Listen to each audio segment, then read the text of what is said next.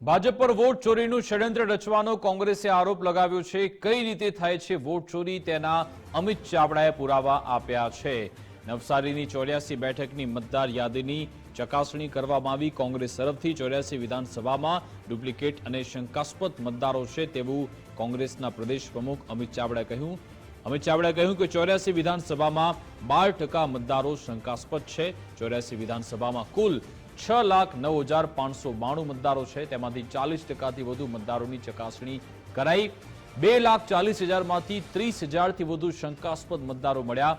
કુલ 75,000થી વધુ બનાવટી મતદારો મળી શકે તેવું પણ અમિત ચાવડાએ કહ્યું। મુખ્યત્વે 5 રીતે વોટ ચોરી થઈ રહી છે।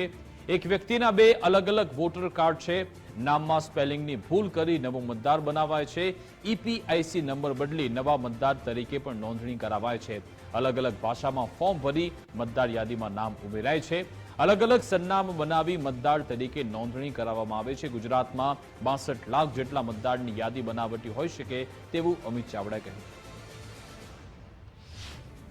આખા ગુજરાતની ચકાસણી કરતા પહેલા અમે નવસારી લોકસભા બેઠકમાં સમાવિષ્ટ 168 84 વિધાનસભાની મતદાર યાદીની ચકાસણી કરી છે। કુલ મતદારો 6,09,593 છે।